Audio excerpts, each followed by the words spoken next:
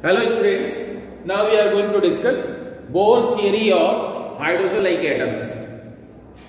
Here, hydrogen-like atoms means an atom having a tiny nucleus around which a single electron is revolving in an orbit. I am supposing the radius of this orbit is smaller. Here we have assumed that electron is revolving in an orbit of radius r with velocity v. So, for the circular motion, the necessary centripetal force mv square by r is provided by the electrostatic force of attraction between electron and nucleus. And what is that electrostatic force of attraction? You know, 1 upon 4 pi epsilon naught q1 q2. q1 is plus Ze. And Q2 is the magnitude of electronic charge is again E. So it will be Ze square upon this is R square. We have assumed that an electron is revolving in an orbit of radius small r around this nucleus. So the necessary centripetal force, that is mv square by r, is provided by the electrostatic force of attraction between electron and nucleus. So we have written here mv square by r is equal to 1 by 4 pi epsilon naught Ze square upon r square. This can be written as r will be cancelled with r and you are left with mv square is equal to, this is Ze square upon 4 pi epsilon naught r. This is equation number first. Now, using Bohr's quantization condition. What is the Bohr's quantization condition? Electron can revolve in only those orbits in which its angular momentum is integral multiple of h upon 2 pi. So, by Bohr's quantization condition, mvr is equal to nh upon 2 pi, where n is the number of orbit, or you can say principal quantum number. So this is mvr is equal to nh upon 2 pi. I am supposing this to be the equation number second. Now we have to find the radius of orbit. In order to find the radius of orbit,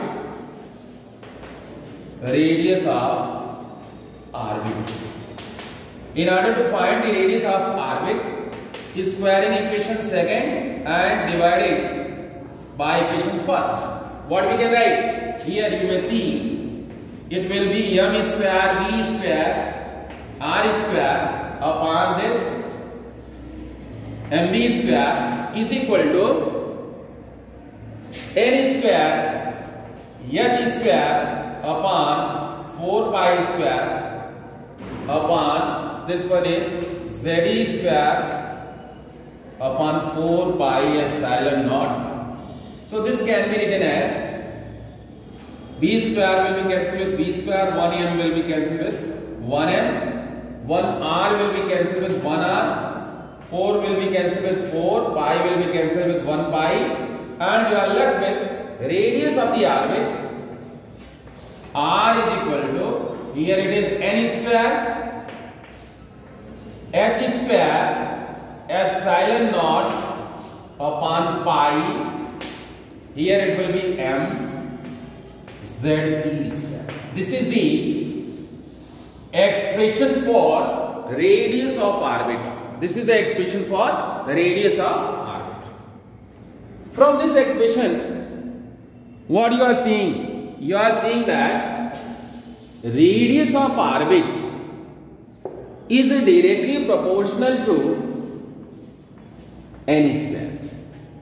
Means principal square of principal quantum number. For first hydrogen's orbit, for hydrogen atomic number will be 1 and for first orbit n will be 1. So what will be the radius of first orbit of hydrogen atom will be h square epsilon naught upon, here it will be pi m e square. After solving, this comes 0.53 angstrom. This is the radius of first orbit of hydrogen atom.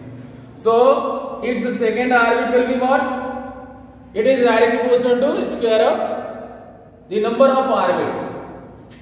Second orbit will be 4 multiplied by 0.53 angstrom. And third orbit radius will be 9 into 0.53 angstrom. In this way, we can find the radius of orbit. So we can say that the radius of orbit have relation r1 is to r2 is to r3 is to dot dot dot dot and so on.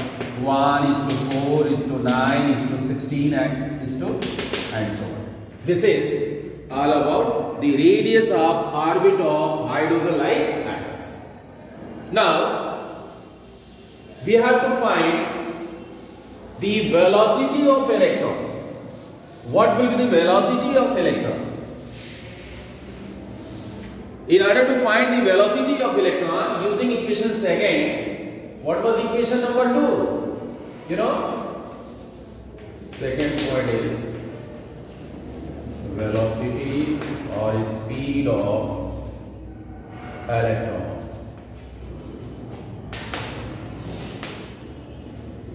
Speed of electron. In order to find speed of electron, we have the relation mvr is equal to nh upon 2 pi. This was the equation number 2. So from this, v can be written as h upon nh upon 2 pi mr. What is r? R is equal to n square h square epsilon naught upon this much. So this will be n h upon 2 pi m. In place of r, we will place n square h square epsilon naught upon pi m z square. Here pi m will be cancelled with pi m, and you are left with n will be cancelled with 1n. You are left with h will be cancelled with ze square upon 2 h epsilon naught whole multiplied by 1 by. It means that the speed of electron is inversely proportional to the principal quantum number, the number of orbits. Means in higher orbits, the speed of electron decreases. Let us find the speed of electron in hydrogen's first orbit. For hydrogen's first orbit, z is equal to 1, n is equal to 1. The speed of electron can be written as v is equal to e square upon 2 h epsilon naught. It will be equal to around 2.19 into 10 power 6 meter per second. This is the speed of electron in hydrogen's first orbit. If we compare this speed with the speed of light, that is v upon c, what we can write? E square upon 2 h epsilon naught c, that is equal to around 2.19 into 10 power 6 upon 3 into 10 power 8 meter per second. That will give you 1 upon 137. This is a pure number. This is actually a constant. So this constant is called fine structure constant. This is called fine structure constant. So this is all about the speed of electron. Now we have to find the energy. We have to find the energy of electron in stationary orbits. You know, total energy of electron in stationary orbit will be equal to the sum of kinetic energy plus potential energy. So first of all, we will find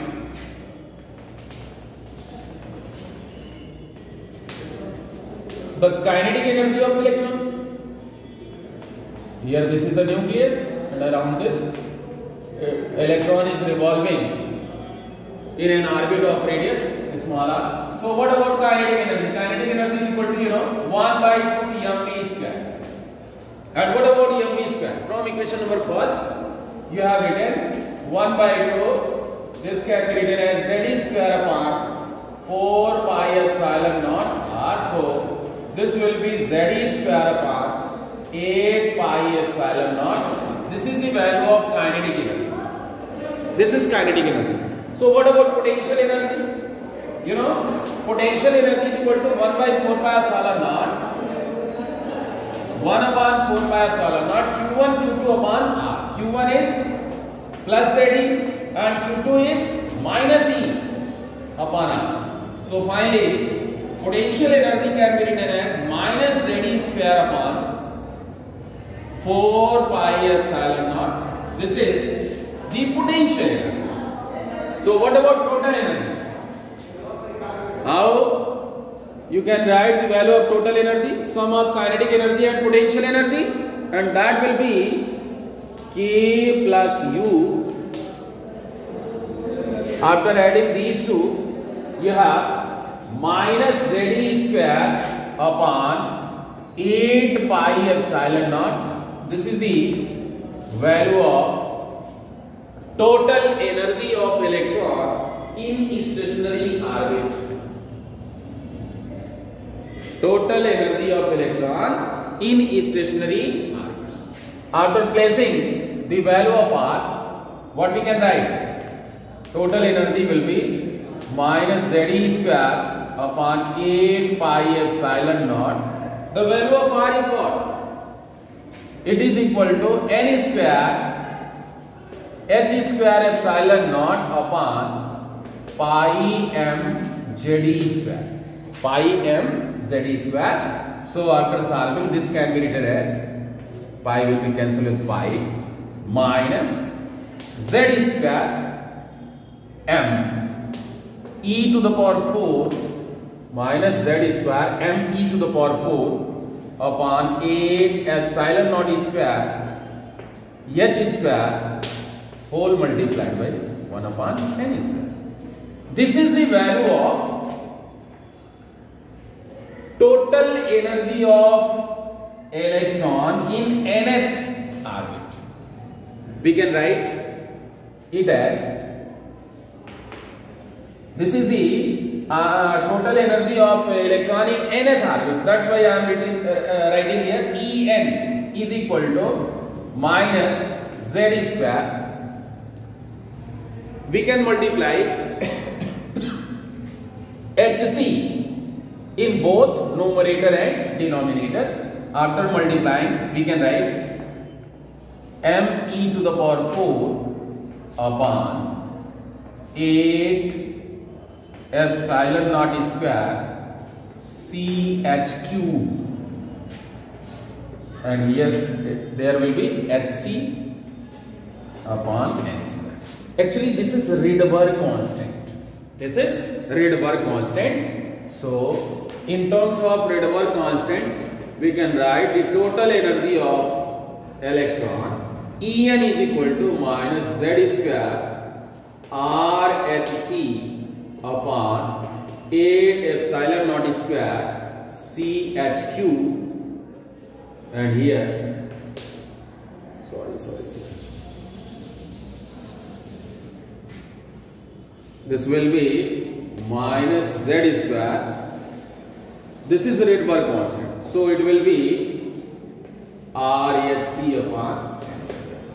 This is the Rydberg constant. R is equal to m e to the power 4 upon 8 epsilon naught square Ch cube. Here R is equal to m e to the power 4 upon 8 epsilon naught square Ch cube is equal to 1.09 into 10 power 7 meter inverse is the Rydberg constant. So in terms of Rydberg constant, the energy of electron in nth orbit can be written as minus Z square RHc upon N square. Now, what was the frequency condition? What was the frequency condition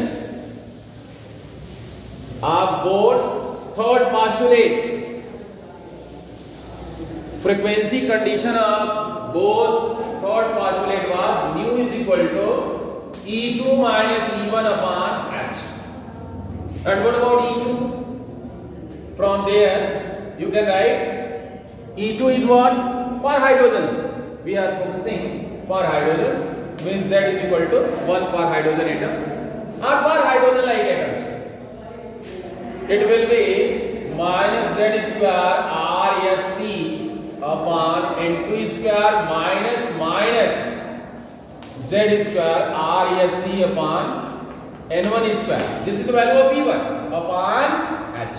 So H will be cancelled with H and you are left with these things will be common. Z square R